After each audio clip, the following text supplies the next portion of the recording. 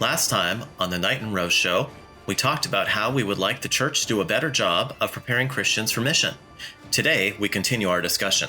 One thing we seem to have a lot of trouble with today is sort of putting forward spiritual and moral boundaries to people, making, truth claims like, this is the truth, and disagreement with this is false. That makes people uncomfortable. And then on moral issues, you say, this is the right thing to do in this situation. And because that seems to rub people the wrong way, we stop doing it. But actually, a lot of people who sort of cross over the lines in different issues change their worldviews a lot as a result of having done something really wrong. So I think it's a good idea for the church to be more confident and bold about, setting out these boundaries and maybe supporting them with evidence. What do you think? Have you ever seen a situation like that where someone wasn't really convinced about something theological or something moral, and they stepped across a line they shouldn't have stepped across, and then it caused a lot of problems for the relationship with God? Absolutely. Yeah. In fact, it was probably only maybe a month or two ago this actually kind of happens fairly frequently, but lately, but about a month or two ago, I had a Facebook friend who was upset with me because I had posted something against abortion. And oh, you're being controversial again. Yes. Surprise. Yes. And this person was really upset. And first she commented publicly, and then I explained why scientifically we know when life begins. We know what is growing inside the mother's womb. We know that it's a distinct, living, whole human. And we know from the Bible that murder is wrong. So when you put these two things together, there's really, the phrase I used was, this is a no-brainer. She kept replying with her feelings. Well, I don't feel like it's as bad when the fetus is really young. Well, I don't feel like every situation is the same. Well, I don't feel like you're being very compassionate. And we actually took the conversation private and continued it, but it was more of the same. I would give her evidence. She would give me feelings. And I found out, I had a suspicion, but I found out in our private conversations that she had, in fact, had an abortion. And the reason why she was so passionate about this issue was because she needed to be approved of. She wanted to be justified in her actions. She did not want to acknowledge that she had done something wrong. And I'll tell you something, I am very, very compassionate when people come to me. Several of my friends can testify to this. When people come to me and say, I had an abortion, it was the biggest mistake of my life. I am horrified by it. And I want to use the days that I have left teaching younger people not to do what I have done. That's an excellent attitude and a very excellent person to make a difference if they have that kind of humility to accept that they've done something wrong. Absolutely. Yeah. But this particular person I have in mind just wanted to be affirmed and celebrated for all of her decisions. She didn't think she had done anything wrong, or she didn't at least want to admit it. As we talked more and more, I found out her entire worldview has changed as a result of that decision and her need to be celebrated for her decision. So yes, you're absolutely right that when people cross a line morally and they're not willing to acknowledge that it was wrong, the whole thing can fall apart, the whole worldview. I think it's probably pretty hard for someone to either accept that God has these rules that sometimes get in the way of their happiness, or if they make the mistake that they did something wrong and then their desire is to warn other people. The Christian life isn't easy. Either you're losing out on things that you want to have, or you have to be humble and accept that you're not sufficient in and of yourself. Yeah, exactly. And that's something else. Again, I feel I hate to go on and on and on about how poorly the church has done, but hopefully, maybe we're giving some ideas for how the church can do better. But this is one area. People need to know that the Christian life is hard. And that's not something I've heard a lot in church. There's a lot of be nice, a lot of pray and God will give you what you want, that sort of thing. But we need to be preparing people for rejection.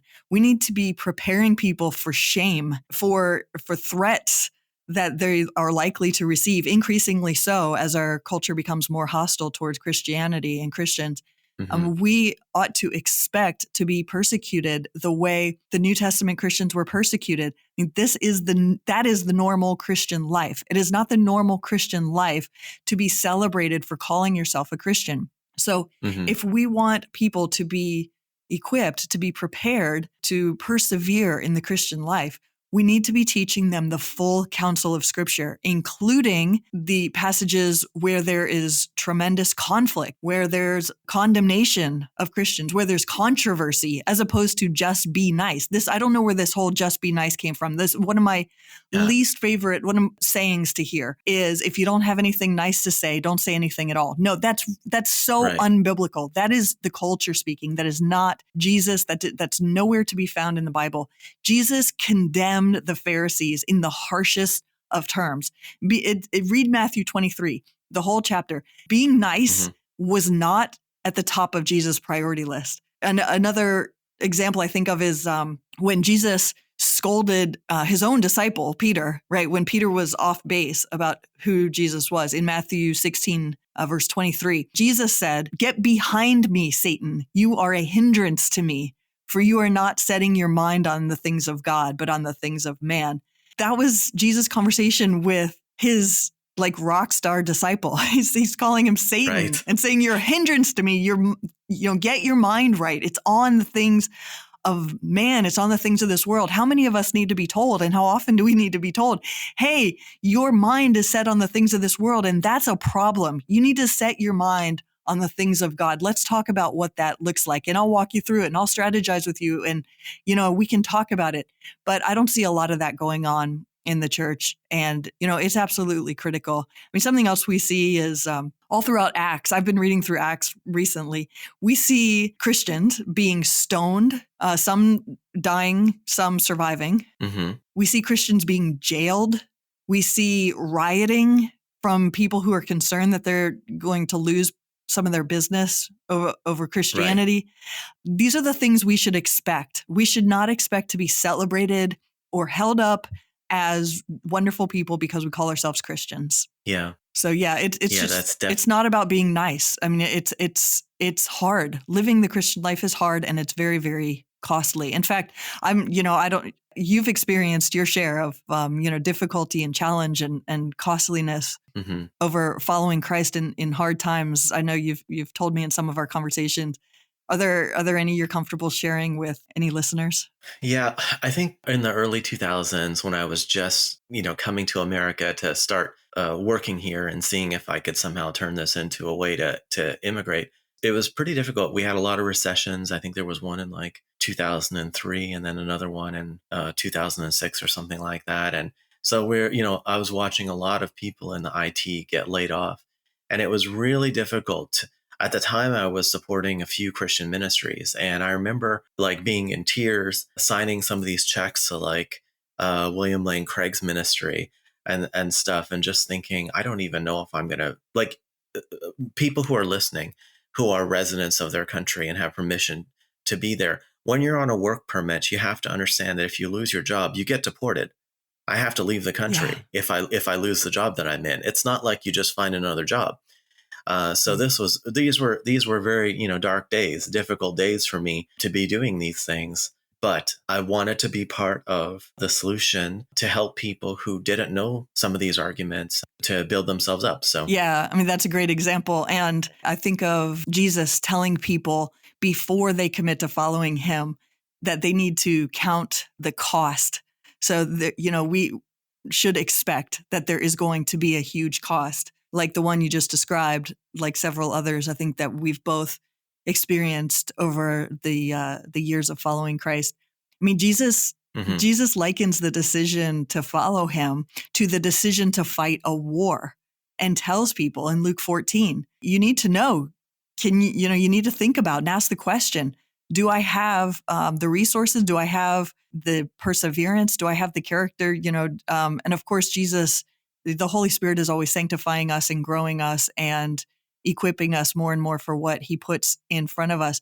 But if we're thinking the Christian life is just going to be some sort of party or concert or picnic, yeah, exactly.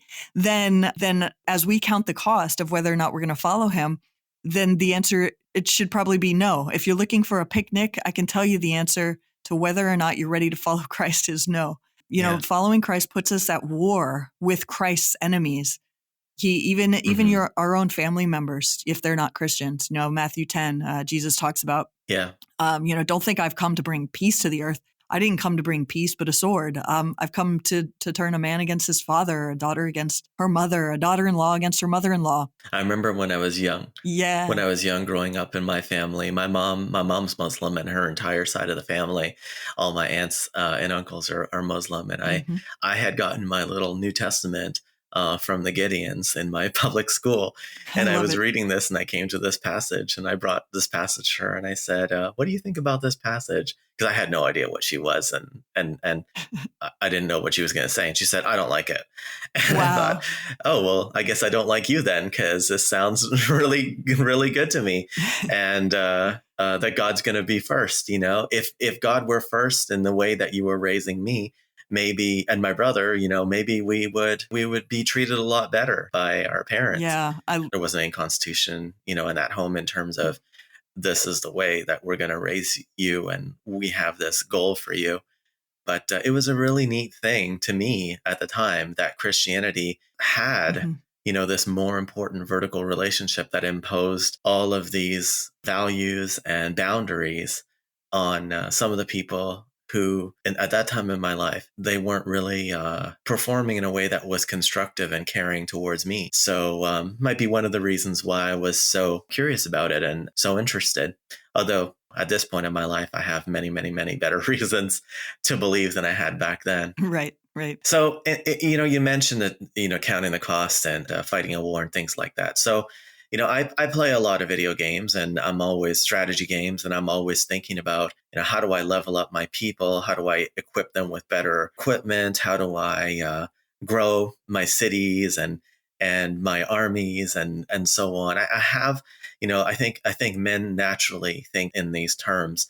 And so Christianity is normal for us. We're thinking, how can I make a difference? How can I score points? And the world is a scary place, but that doesn't mean you have to go out there and be dumb and get yourself into trouble.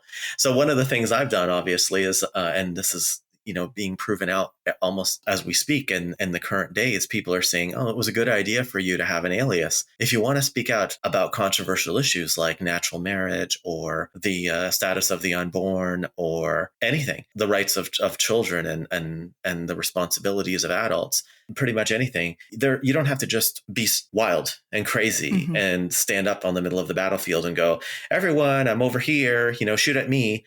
You can make certain decisions that are going to make it a little easier for you to hit your target and not get hit yourself.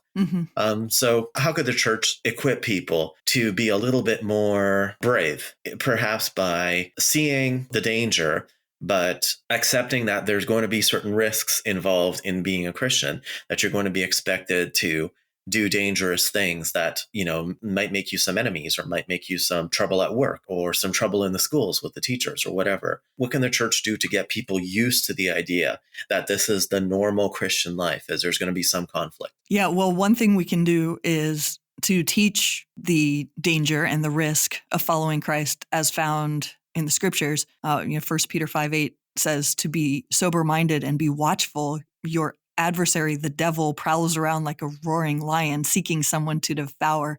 There really is a real adversary out there who wants to devour us. We see, Stephen in early in Acts seized. He had this powerful message, and then he was stoned to death. We see also in Acts, Peter and his friends threatened by the political leaders and jailed. In 2 Corinthians 11, Paul goes on and on about, in this long passage, about how he was beaten with rods, he was stoned, he was shipwrecked, he was in danger from robbers and rivers and his own people and enemies of the faith, danger in the city, danger outside the city, danger everywhere he went, danger from false. What an advertisement for Christianity. Right. Do you think anybody would take that job today?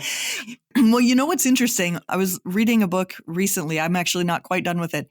It listed the top 10 reasons given by men for why they don't want to go to church. And they were all very similar reasons. And they were like, well, Christianity is boring. Church is boring.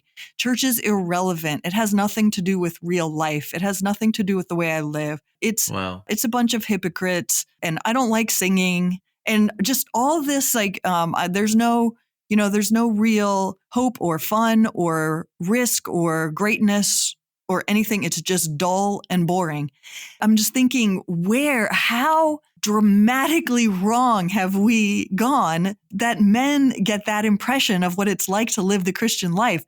And so, yeah, I actually do think that if we teach on the potential risks, that people who are willing to engage in the kind of life like Jesus and his disciples engaged in, they will be more drawn to the church. And people who just want to be social and have potlucks and call themselves Christians are probably not going to come. And I think that's fine. That's great. Then we wouldn't be accused of having a church of hypocrites. We would have people who are willing to put their lives where their mouth is instead of, being there for all the wrong reasons. So, yeah, I think that that's actually a really good idea. When I think of the Christian life in terms of me and my friends, it's basically the life of a secret agent. Like we have all of these, we're reading all these books, we're having all these conversations, we're wondering about the different relationships we have with our coworkers and our family members. We're organizing campus lectures, campus debates, conferences. You and I are doing this podcast, which we never did before. My blog gets me into trouble frequently with people. There's this rule I'm a war gamer, and there's this rule in war games that whenever you're about to take a shot, if someone is advancing in your position, they always say, make sure that you calculate the cost of this shot because you're going to reveal your position when you shoot. For me and my friends, we're always considering, how much can I say to this person at work? How much can I say to my boss? Mm-hmm. For us, it's constant danger, because we don't want to lose our jobs. We need to earn our money. We need to save our money. We have to allocate the money to all the ministries we want to support. We have mentoring relationships where you push the person too hard and they disengage. But you need to keep this person growing, but you need to make sure that you don't cause them to pull away from you. So there's just so many relationships going on, so many projects with all of these different people. I wish I could show people what it's really like to be involved in Christianity in this way, rather than what you see in church, which is just walk in and let the pastor handle this. This is absolutely not how Christianity works. Exactly. We'll probably do a lot of shows on this and share that with people so that they have some kind of idea of what they could be doing. Mm-hmm. I actually think that there's value in highlighting martyrs throughout the ages and holding these people up as Christians who we admire and honor and seek to be more like. And I think it'd be valuable to honor and draw attention to the people who supported them as well, like their wives, their children and such. I'm not a fan of the whole desert your family for the sake of the gospel. But there have been a lot of spouses and children who have really been instrumental in the work of their husbands and have had a lot to do with the impact that was made, and to no small sacrifice to themselves. And I think that these are the kind of people we want to hold up as models, role models, as opposed to the people we hold up today, which is like the singers, right? The people who, if you can play an instrument or you can sing. Athletes. The athletes. Yes, exactly. Right. The charismatic people. Right. With lots of makeup and very sing-song voices. Yes. The very tall, handsome, pastors. And it's very strange. Like, if I were thinking about people that I look up to, I look up to Walter Bradley. I know there's a new book about his life, Dr. Walter Bradley. He's a professor of mechanical engineering, and he was at Texas A&M for a long time. And he was a very outspoken Christian who had grown up in a family where his father committed suicide. And this guy was really driven. He was like an A+ student. He finished his PhD at some ridiculous age, like 24, and was a full professor by 27. He was a Christian. He was really upset about how he had gone through school and nobody had ever supported him in his faith, so that he was taking all this heat for being an outspoken Christian, and none of the professors gave him any support. So he decided decided he wanted to be a Christian professor.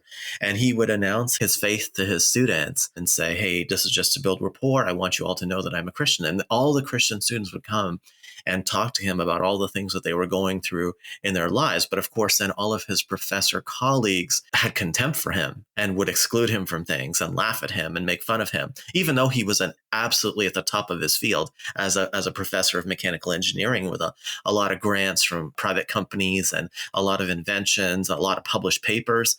It didn't matter. The fact that he believed these things in a very orthodox way was strong enough in his beliefs to write papers on it, deliver lectures, at all different university campuses.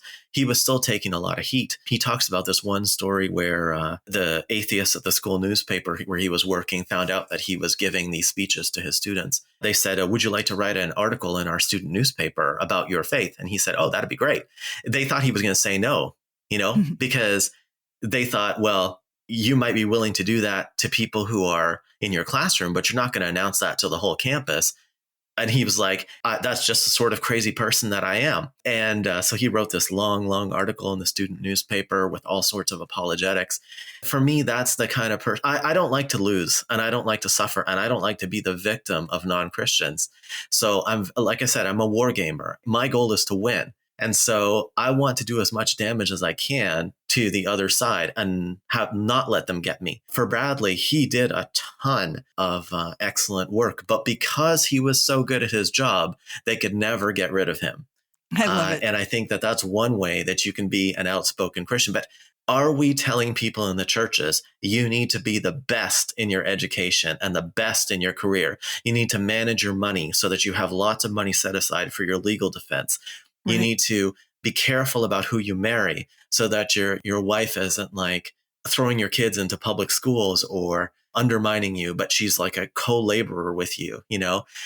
We don't really make the Christian life very adventurous or consequential. I don't know how you could look at Christianity in the Bible and get to this point where you're saying, this is all for me. Mhm. God's job is to make me happy. I think the culture has infiltrated the church more than the church has infiltrated the culture. There's this huge emphasis on feelings. Do what feels good. Do what makes you happy. Don't worry about, Mhm. there's very little about being mission minded, very little about what Christ's mission for us is as with the priority of his kingdom, as opposed to building our Mhm. own kingdom or prioritizing what feels good to us, whether it be with money, with our education, with talents, with experience, with relationships, Mhm. with marriage. And so, we marry the person who makes us feel good, and Mhm. we buy the things that make us feel good, and we focus, we major in the course of study that feels good or feels easy or whatever without thinking from a mission-minded perspective. I really think that this needs to be a big part of mentoring and strategizing, like Mhm. we've talked about, with people who want to be mission-minded. Give us an example. You come to mind, actually. You've done a really great job at this. I know that, Me? yes, you. I know that you've mentored several young women. You've led them to excellent books. You've given them excellent advice on very practical issues. You've built them up and you've prepared and equipped them to choose good men, to make the most of their marriage for kingdom purposes. And Mhm. and even with me, you asked me early on, what are your goals? What are you working towards? What are you interested in doing? And I gave you a list, and you said, okay, well, let me introduce you to this app that you can use that'll be a lot more helpful than what you're using. And I love that you're interested in doing this and this and that. Those are kingdom minded mission and purposes, but you're going to need this, you're going to need that. You know what? Let me send them to you because I know you don't have a lot of extra resources.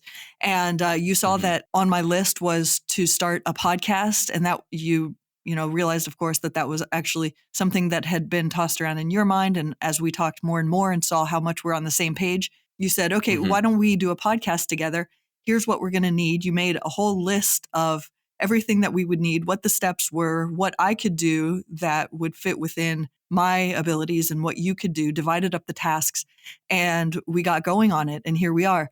So, Mhm. the church needs people like you. They need people to to take that initiative, to mentor, to lead, to, again, like I said, strategize, to realize that there's a risk, but also to help people think through how to mitigate that risk through things like having an alias. I mean, I know that people have laughed at that as being paranoid, but with a lot of the things that we're seeing in, for example, even Canada today, a country that we all think of as so wonderful and peaceful and free, and the height of freedom and kindness and wonderfulness. The Prime Minister has essentially kind of declared war on peaceful protesters and is blocking their access to their bank accounts and has blocked their access to grocery stores and things like this. I mean, we need to think several steps ahead. I think a lot of people have a lot to learn from you on these topics. That's one of the reasons I wanted to do the podcast with you, is because your voice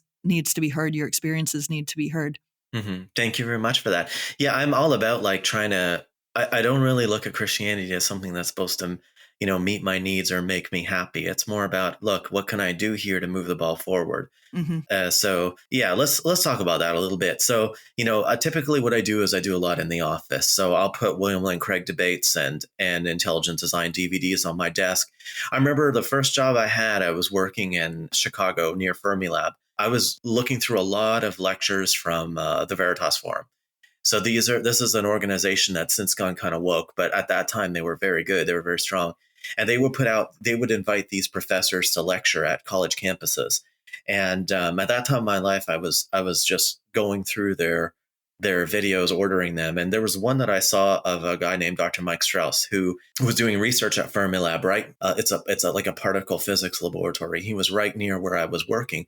So I saw his lecture that he gave at Stanford, where he went through the standard evidences for a creator and designer with the Stanford students. And I had passed that DVD around my office, and the atheists were like, this guy is good. This is how you argue for a creator and a designer. And he actually has a career in this. Nice. Which is something that young Christians should be thinking about, is how am I going to get that authority? So I actually invited him out to speak when he was doing his experimental work at Fermilab, and he spoke to all the people in my company. And it was hilarious because we took him out for lunch afterwards. And one of the atheists there started raising the oscillating model of the universe as a counter to the standard cosmology, which requires a creator. And the other atheist one of the other atheists at the table said, no, you idiot, don't you understand? Because of this cosmic microwave background radiation and redshift and helium hydrogen abundances, we know that the universe had a beginning. So there's no way that you can maintain that. So this guy was like a scorpion. He just really loved stinging people. And so even if he could use Christianity to start a fight, he was willing to do it. And that is when you've really won, is when you can take atheists out to lunch, and the one who knows more about the data is having so much fun with his new toys that he turns it against his brother. And you're kind of thinking, this is amazing. I don't even have to do the work. He's doing the work for me. And that's what I want Christians to have in terms of experiences. Yeah. So that's outstanding. What do you think that the church can do to equip Christians to have these kinds of interactions with non-Christians, where they're like, let's take a look at the data. I know that we work together, and I know that, this is risky, but I feel so comfortable with my approach and my evidence that I'm going to let it be known that I'm a Christian around the office, and that this is where I'm coming from. Like, what does the church need to do to turn out people who are going to sort of turn it up a bit at work and know how to do that? Yeah, well, I think one of the things that the church can do is hold more debates on theological topics and prepare people in-house to have those types of conversations. Those things will come naturally and easily and are actually really fun for people who have the basic knowledge, to be able to engage in those conversations and who have a good idea of what the other side says and claims. And as you were talking, I was reminded of Acts 17, 18, and 19, and how, Paul would go into the synagogues and reason with the Jews and persuade the Jews. And then he would go into the town square and reason and persuade the Gentiles, and people would then become convinced of the truth and start following him And then people who had been against him, opposed to his message at first, had become convinced of it, and then were fighting for his side, were going out and going with him and making the case for Christianity alongside of him, and probably in different areas as well. And so Mm-hmm. we in church, we're just missing so much of that. We're missing the ability to have intelligent conversations, to have practical conversations that are informed by a Christian worldview. We're holding up people as examples who really don't have that ability, who don't have those skills, who don't remind me of anybody in Acts, except maybe the guy who fell out the window when he was listening to the sermon that Paul gave. But that's a different story. I think something else that the church really needs to do is really, I don't know how to say this in a way that sounds kind or gentle, but we need to discourage people from acting so weird. And by weird, I mean things like attributing all of our feelings to God. Like, I feel like God is calling me to, and then ... whatever, put in whatever your feelings are actually leading you to want to do. Or, needing a sign for every little thing, or seeing every little thing as a sign. Yeah. And when really it all of that is self-serving. I'm not saying that the Holy Spirit cannot. It's making God's job to care about you, your life, and your happiness. And if you flip it around from my perspective, it's that God is the boss, God is the general, and it's my job to undertake actions today to move the war along in a direction that he would like it to go. So it's a completely different, he's not there to rescue me or make me feel anything. It's my job to think about what will I do today to show that I respect Jesus as leader, that I respect God as commander. How will my actions reflect my allegiance, my vertical allegiance? Absolutely. It's nowhere. It's nowhere. Nobody thinks like that. Right. And along those lines, when God is the one whose opinion we care about, and when God's mission is the one we're seeking, we will be rejected by non-Christians, by secular culture. We'll feel out of place. We'll be made fun of. We'll be threatened. But another thing I think we really need to do is emphasize that it does not matter what the secular culture thinks of you. Who cares?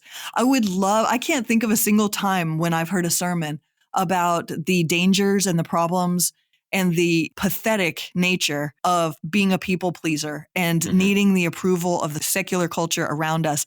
But it's all over the Bible. I mean, Saul, the first king of Israel, he defied the order of God because he wanted the men under him to like him. Who cares if the men under you like you? You have a mission. You have a boss. You have an audience of one. You serve God. Who cares if the men under you like you or not? I think of, Pontius Pilate. Mark 15:15 says, wishing to satisfy the crowd, he released for them Barabbas, and having scourged Jesus, delivered him to be crucified. That's where people pleasing will lead you. Yeah. Paul made a big deal about how, if I were seeking the approval of men, then I would not be a servant of Christ. It ought to be a source of embarrassment to call yourself a Christian and yet care more about what the secular culture thinks of you than what God cares about you.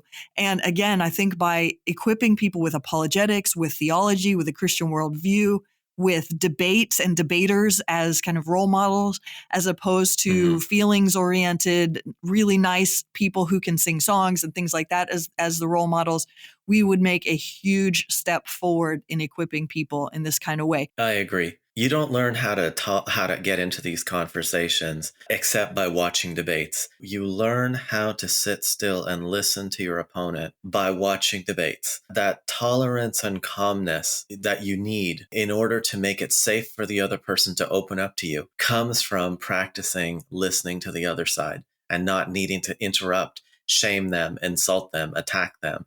But instead, the Christian in the workplace, especially in today's workplace, especially in today's IT workplace, that should be the safe space for everybody, left, right, and center. They should be able to come to you and say, this is what I really think about this. Yeah. And we are supposed to know how to do that. And that's something that we can offer that the very radicalized, secular, left, woke people cannot offer. We can offer forgiveness. We can offer tolerance. And that's something that people are going to want in order to be themselves. We can give them that safe place to discuss what's really true. Yeah. And, you mentioned watching debates and how important that is. That's definitely something that I would absolutely agree. It has to be a priority among Christians. I've gained a tremendous amount from watching debates. I think, probably from watching debates, I've learned the most about temperament and character in how to respond and that sort of thing. I would add to that to gain the knowledge that debaters have, we have to be reading excellent books. We have to expect Christians to read excellent books. We have to be doing it ourselves, expecting it of others. This needs to be a normal conversation. Give us an example. What are you reading? So right now I'm reading a book called Homosexuality and the Politics of Truth. And wow. And in that book, the author, Jeffrey Satinover, talks a lot about what type of life someone who engages in homosexual behavior is likely to experience using studies, statistics. He's a medical doctor, right? He's some kind of doctor. Yes, he's a medical doctor. That's right. Yeah. Yes. And in every area of life with regard to disease, life expectancy, fulfillment, satisfaction, stability, and happiness, contentment, every sort of issue that people really care about.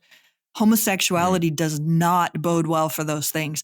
Rejecting one's homosexual inclinations, one's same-sex attractions is actually the way to a more fulfilling, a more satisfying, happier and healthier lifestyle. And so, we don't have to just go out and say homosexuality is wrong because the Bible says so. God does not give us rules to make our lives miserable. He gives us wisdom in order to build us up and equip us for our own good, to give us what he knows is actually best for us. And sometimes that results in persecution. Sometimes that results in self-sacrifice and cost, as we've talked about.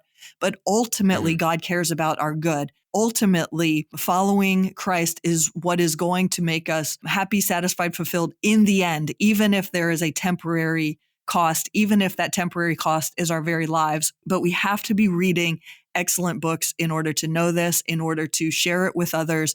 I would be embarrassed to go up to someone and tell them about Jesus, as we're commanded to in the Great Commission.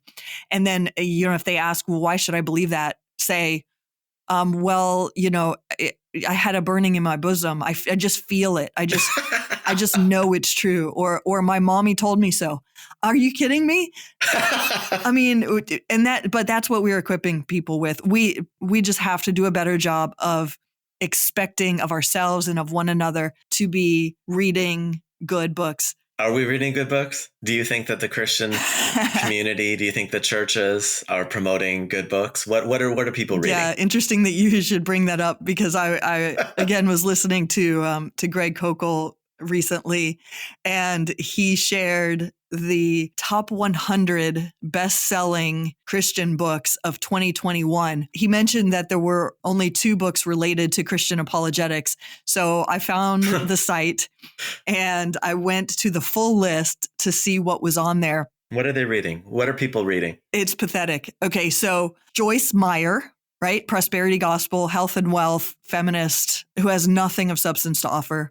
Sarah Young, who basically, the Bible is insufficient for her, so she has to get direct messages from God. Yes, exactly. That are about her life. Exactly. Yeah. So she gets these so-called direct messages and she writes them down, but her voice, her words, what she is hearing or what she is imagining in her mind, she attributes those words to Jesus. So all of her books are books like Jesus Calling, and she's got a dozen of them. Jesus Calling at Christmas, and Jesus Calling when it's rainy outside, and Jesus Calling.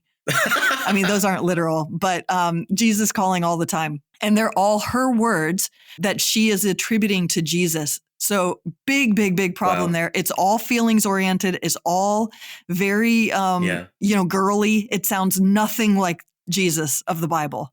We've got on that list also T.D. Jakes, again, Prosperity Gospel, Joel Osteen, Max Lucado. More Prosperity Gospel. Yeah, Joel Osteen is Prosperity Gospel. Max Lucado is just, as watered down and useless as it gets. I realize that Christians love reading him. reading his books, but yeah, he's gone very woke lately. Exactly. I never read his stuff. I was disturbed by the way people were putting this guy forward when I was a young Christian, and I never got into this. Exactly. So I actually found 3 books related to Christian apologetics.